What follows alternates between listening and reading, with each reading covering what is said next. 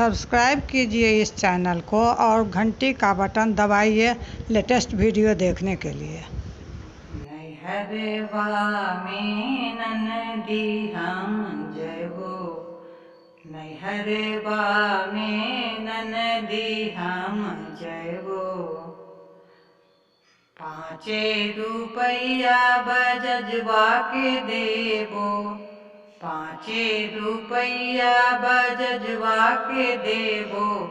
चुंदरिया के हम धानी रंगबो, चुंदरिया के हम धानी रंगबो।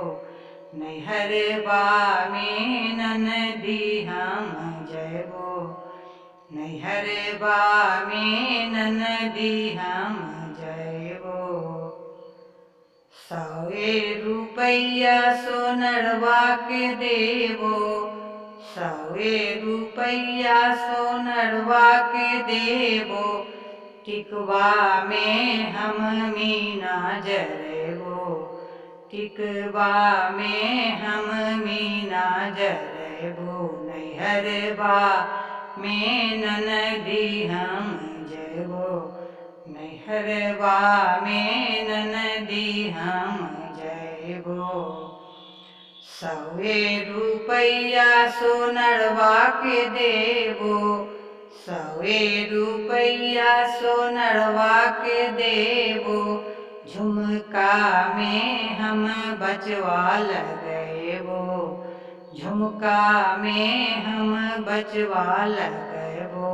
नैहरवा में ननदी हम जबो, नैहरवा में ननदी हम जबो। नैहरवा में ननदी हम जबो। 100 रुपया सोनरवा के देबो, 100 रुपया सोनरवा के देबो। कंगनवा में हम हीरा जरबो, कंगनवा में हम हीरा जरबो। नैहरवा में ननदी हम जबो, नैहरवा में ननदी हम जबो। 100 रुपया सोनरवा के देबो, 100 रुपया सोनरवा के देबो। सिकरी में हम लॉकेट लगबो, सिकरी में हम लॉकेट लगबो।